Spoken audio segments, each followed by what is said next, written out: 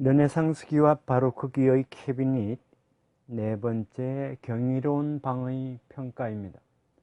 오늘날의 우리들에게는 루돌프의 캐비닛을 비롯해서 독일어권의 캐비닛 컬렉션은 비체계적이고 배열에는 규칙성이 없는 것처럼 보입니다. 루돌프는 기인이었다고 알려져 있고 그가 열중한 신비 철학은 오늘날의 우리에게는 이해하기 어려운 것이었으며 이들 캐비닛을 무언가 이해 불가능하고 이상한 것으로 받아들여지는 경우가 많습니다. 영문모를 기교화한이라는 의미에서 경이로운 방이라 불리는 경우도 있습니다. 이러한 평가가 맞는지 살펴보도록 하겠습니다. 캐비닛, 특히 알프스 이북 지방의 경이로운 방에 대해서 오늘날 다음과 같은 몇 가지 견해가 있습니다.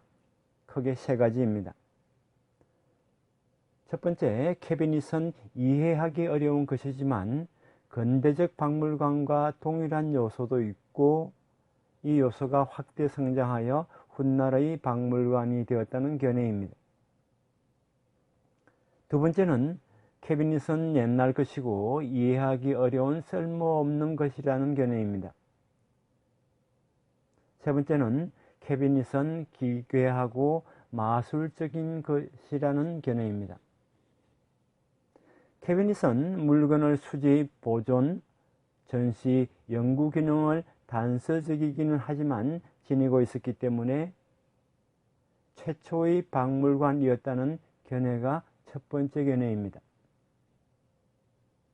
이와는 반대로 캐비닛은 성격이 다른 물건이 비엉켜 수집되어 있었고 분류가 이루어지지 않았으며 혼란스러웠으며 비윤리적이라고 말할 수밖에 없으며 후세의 합리적 배열을 지향하는 박물관과는 닮아도 닮지 않았다는 견해, 즉 캐비닛은 옛날 것이고 이해하기 어려운 쓸모없는 것이라는 견해입니다.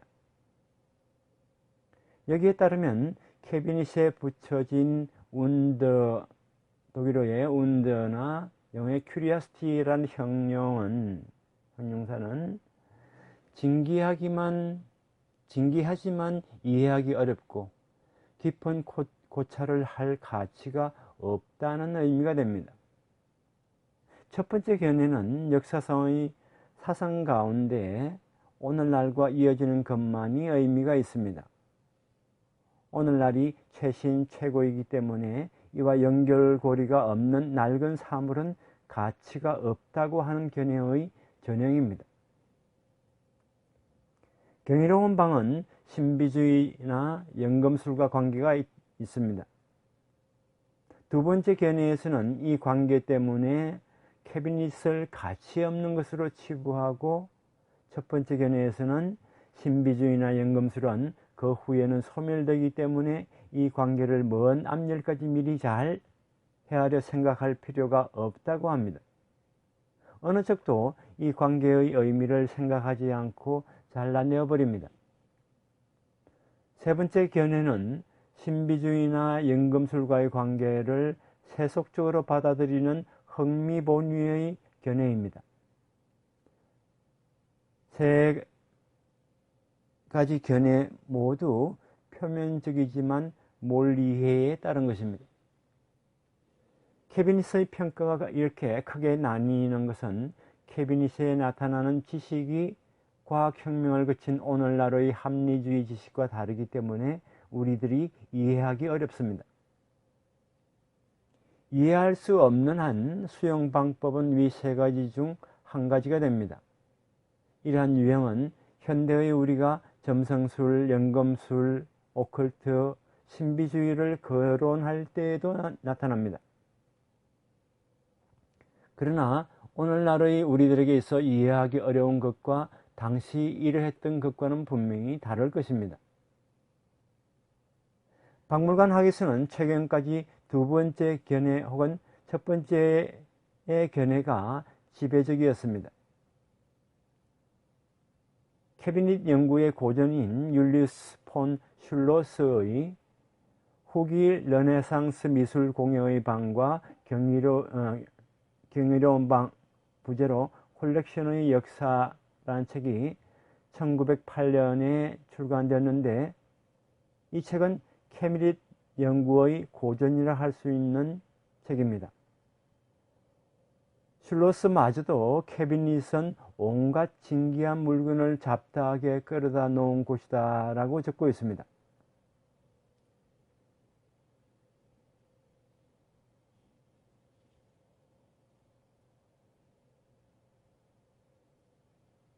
최근의 캐비닛 논집이라고 할 수 있는 올리버 임페이와 그 다음에 오스 맥그레고가 편집을 한 The Origins of Museums, 부제로 The Cabinet of Curiosities in 16th and 17th Century Europe, 16, 17세기 유럽의 경이로운 방이라는 부제를 단 뮤지엄의 기원이라는 책에서 언급한, 이 책에서도 위에서 언급한 세 가지 견해와 닮은 혼란을 제기하고 있습니다. 여기서는 캐비닛에 나타난 당시의 지식에 대해서 고찰하고 캐비닛을 재평가하고자 합니다. 당시 우주는 신의 세계인 마크로코스모스와 인간의 세계인 미크로코스모스로 되어 있었다고 생각했습니다. 신에 의한 창조물은 네이처, 자연이고 인간에 의한 창조물은 아트, 기계이며 기계는 자연을 모방한다고 여겼습니다. 아트를 예술이라고 해도 되겠습니다. 캐비닛에 수집된 것으로는 마크로코스모스의 동식물, 광물이 있고 미크로코스모스에는 그림이 대표적이었습니다. 캐비닛은 이러한 우주의 축소판이었습니다. 보통의 사물, 전형적인 사물이 아닌 진품, 이형의 사물이 우주의 특징을 가장 잘 나타낸다고 여겼고 캐비닛에 소장되었습니다. 오늘날의 박물관이라면 소장품은 표본이고 분류하기에 따른 전형 대표적인 사물이지만 캐비닛은 진품, 이형의 것들이나 미술, 공예, 기계의 걸작이 수집되었습니다. 오늘날 우리가 캐비닛에 엄산한 느낌의 인상을 가지는 한 가지 이유는 바로 여기에 있습니다. 또한 미술품과 과학기기는 현대라면 서로 다른 박물관에 소장되는 경우가 많은데 캐비닛에는 양자는 신의 손이 아닌 인간의 손에 의한 사물의 대표로서 같은 사례의 의미를 지니고 있습니다. 이것은 캐비닛이 오늘날의 우리들에게 위화감을 주는 점입니다. 캐비닛은 그 자체가 우주의 축소판이었지만 그곳에 당시 사람들의 세계관이 나타나 있다고 표현하기 어렵습니다. 하이데거의 말처럼 인간이 우주 만유를 객체화하여 보게 되고 세계관이 형성된 것은 근대가 되어서 근대 이후입니다. 이후라고 하고 캐비닛에 나타나 있는 것은 인간이 본 우주가 아니라 인간이 속해 있는 우주였다고 말합니다. 우주의 축소판인 캐비닛과 우주 세계를 이해하기 위한 장인 박물관과는 그 의미에서 전혀 다릅니다.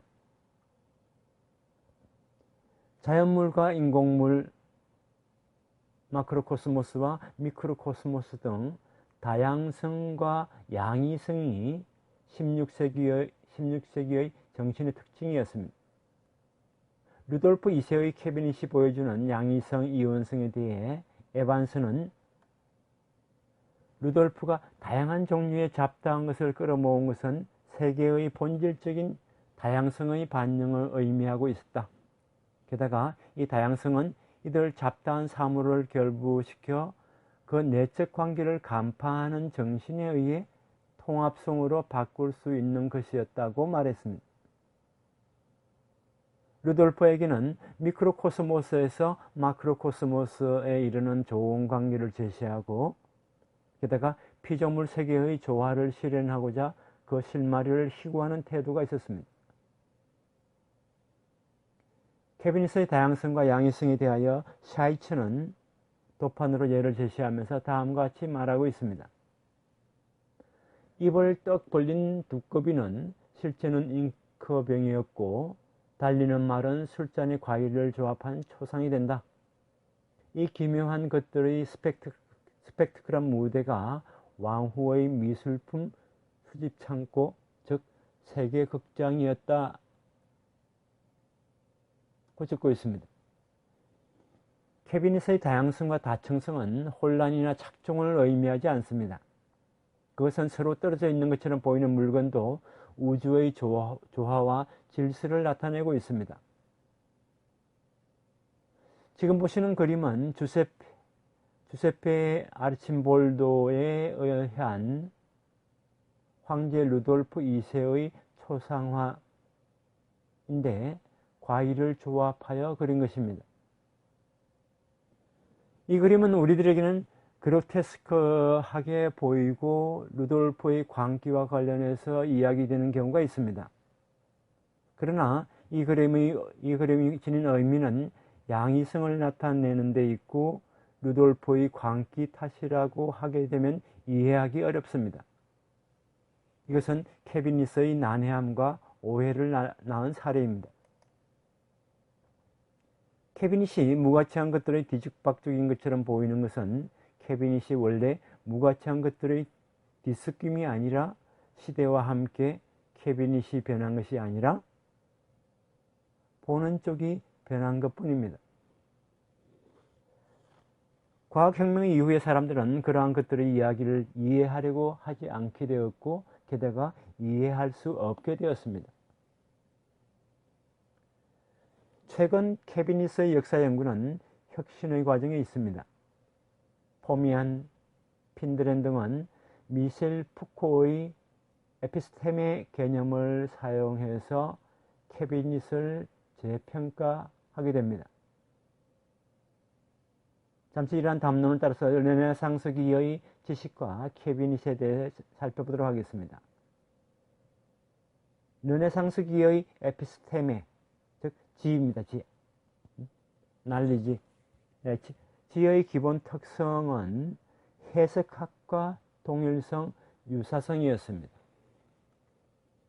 푸코에 의하면 16세기 말까지의 서구 문화에서는 유사라고 하는 것이 지식을 구축하는 역할을 해왔고 세계는 그 자체 주변에 따라다녔다. 대지는 하늘을 나타내고 사람의 얼굴이 별에 반영되었고 풀은 땅속 줄기 속에 인간에게 도움이 되는 비밀을 숨기고 있다. 그림은 공간의 모방이었다. 그리고 표상은 축제든 지식이든 항상 어떤 것의 모사에 지나지 않았다고 적고 있습니다. 당시의 지식 세계에서는 자연물을 인식한다는 것은 그것들을 서로 접근시켜 연대시키고 있는 유사관계의 체계를 발견하는 것이었기 때문에 물건은 숨겨진 물건 상호 간의 관계를 읽어내기 위한 것이었습니다. 케비닛은 우주의 축소판으로서 숨겨진 물건 상호 간의 관계를 읽어내기 위해 형성되었습니다. 최근 미술사의 논의에서도 에피스테메를 고려하게 되었습니다. 샤이츠는 오늘날에는 미술사에서 도상학과 도상 해석학이 점차 커다란 역할을 하게 되었고 양식이나 시대의 취미에 규정되는 특정한 미술 가치 이상으로 미술작품의 의미 내용은 그 역사적 위치나 정신사적 배경에 대해 많은 것을 설명할 수 있다는 인식이 침투해 왔다고 적고 있습니다.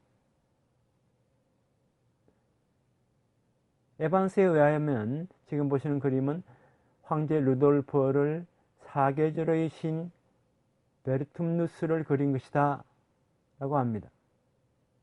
이교도의 신 베르툼누스야말로 루돌프를 중심으로 하는 신비로운 서클 안에서 아르침볼도가 사용한 가장 심오한 상징이었습니다. 베르툼누스는 황제를 나타내지만 동시에 분장의 본질, 변용을 암시하기도 합니다. 사실 가면에 의한 분장은 이 시대의 공정 연출물이 가장 자랑할 만한 것이었습니다. 루돌프에게 있어서 종종 잡다한 것을 끌어모은 것은 세계의 다양성 반영을 의미하고 있습니다. 그러나 이 다양성은 이들의 잡다한 사물을 결부시키고 그 내적 관계를 간파하는 정신에 의해 통합성으로 옮겨가는 것이었습니다. 그리고 아르침볼도가 속한 구성 개념의 틀은 소우주의 개념, 4대 원소의 이론을 포함하는 내적 상호 연환 체계를 상정하고 있었습니다. 그러나 현대 미술사 연구자 중에도 캐비닛을 맥락이 없는 디스크미로 보는 사람들이 있습니다. 샤이츠는 그들의 견해를 근본적인 오해는 전문 분야별 박물관의 존재를 전제로 하는 기준을 토대로 하고 있다고 비판하고 있습니다. 다양한 수집물에 의해 우주의 조화적 질서를 나타내려 했던 캐비닛은 자연물, 미술, 과학기술 등등으로 환원되어 분야되어 버린 오늘날의 전문 분야별 박물관의 시점에서는 이해하기 어렵습니다.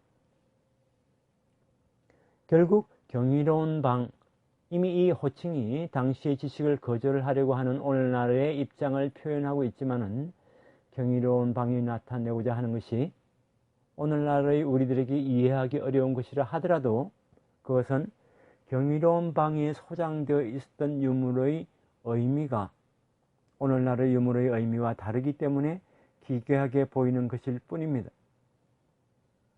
당시 유물의 의미를 안다면 경이로운 방이나 당시 지식의 이해가 가능해질 것입니다. 다음 시간에는 바로크기와 캐비닛의 종말에 대해서 알아보도록 하겠습니다.